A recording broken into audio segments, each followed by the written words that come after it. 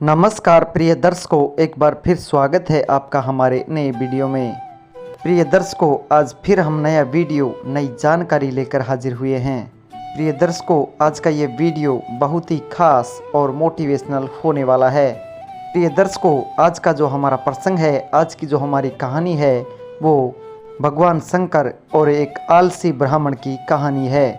प्रिय दर्शकों, कहानी बहुत ही मोटिवेशनल है, बड़ी ज्ञानवर्धक है, इसलिए कहानी को एंड तक जरूर देखिएगा।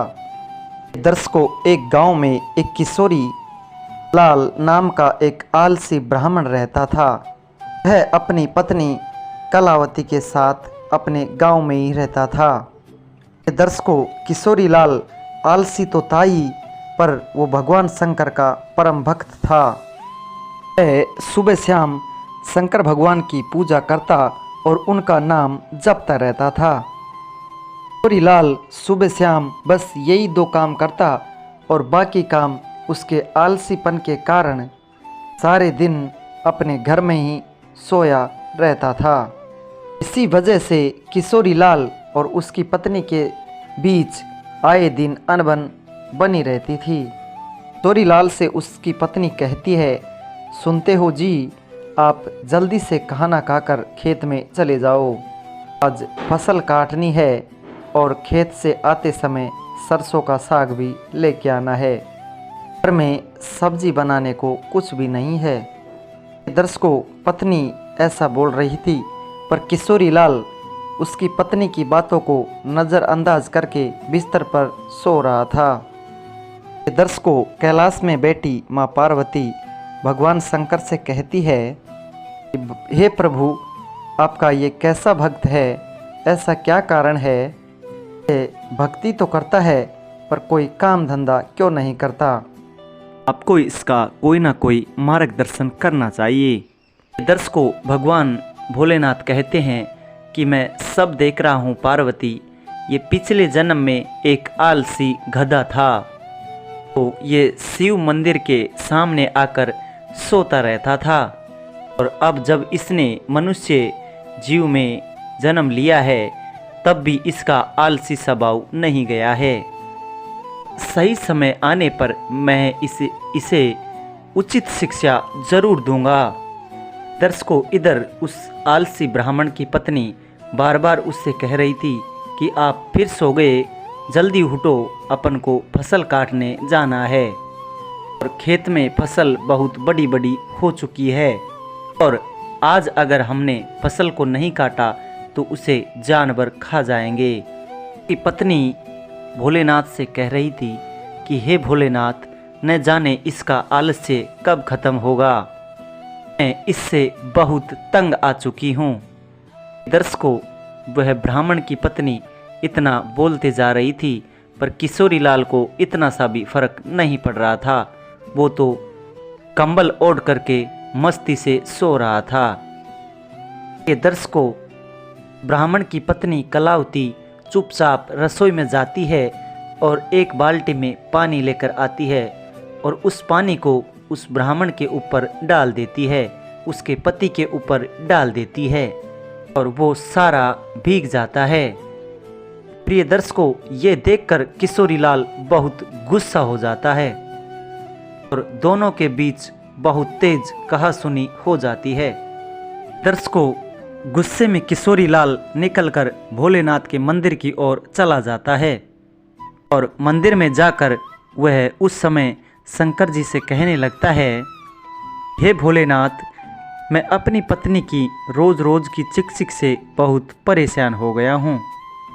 मैंने आपकी भक्ति अगर श्रद्धापूर्वक की है तो मुझे एक वरदान दीजिए।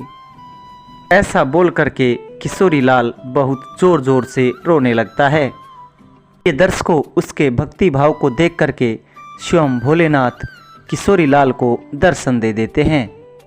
भगवान शिव कहते हैं कि हे किशोरी लाल, तुम तो मेरे परम भक्त हो और तुम्हारी भक्ति से मैं बहुत प्रसन्न हूँ, बोलो तुम्हें क्या वरदान चाहिए।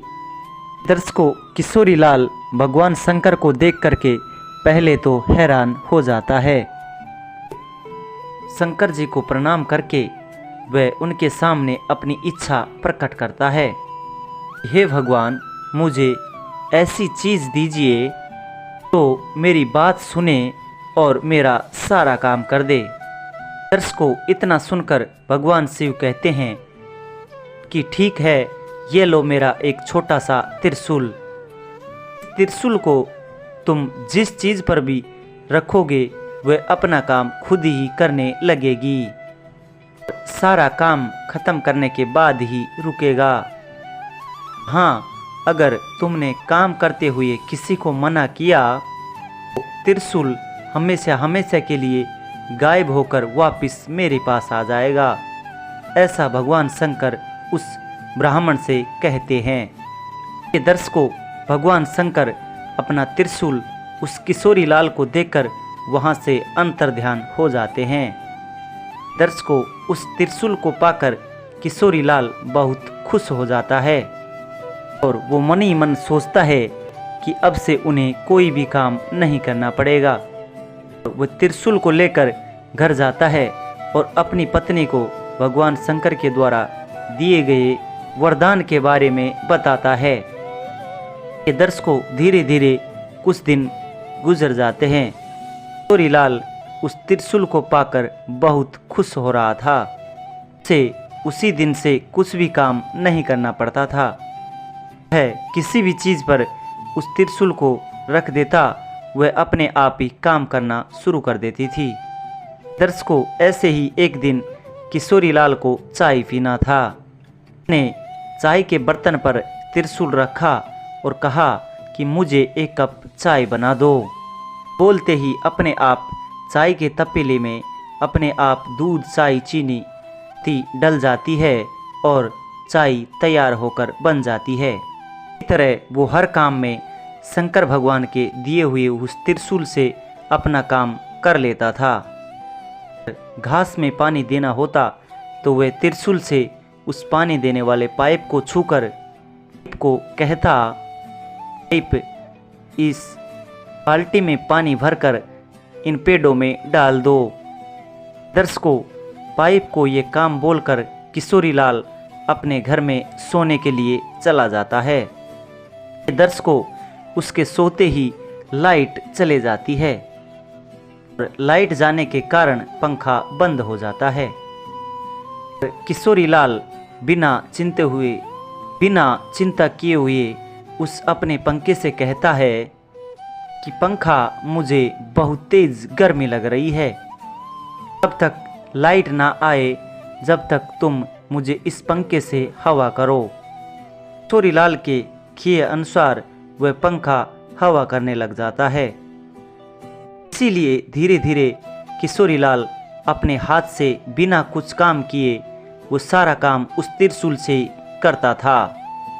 दर्श को एक दिन किशोरी लाल को भूख लगी और उसका अच्छे अच्छे पकवान खाने का मन कर रहा था, तो वो खाना खाने बैठ गया। कैसा होता अगर खाना अपने आप ही मुंह में आ जाए, मुझे हाथ का भी इस्तेमाल ना करना पड़े और मैं आसानी से खाना भी खा लूँगा। ये सोचकर वह खाली प्लेट पर त्रिशूल रखकर बोला, अच्छे अच्छे पकवान मेरे मुंह में अपने आप आने चाहिए। ऐसा कहते ही तरह तरह के पकवान उस प्लेट से निकलकर किशोरी लाल के मुंह में जाने लगे। तरह की मिठाई, नए नए स्वादिष्ट पकवान वह बिना रोके ही उस किशोरी लाल के मुंह में जाने लगे और वह बड़े मज़े से खाकर उनका आनंद ले रहा था। और ये मज़ा कुछ ही देर का था।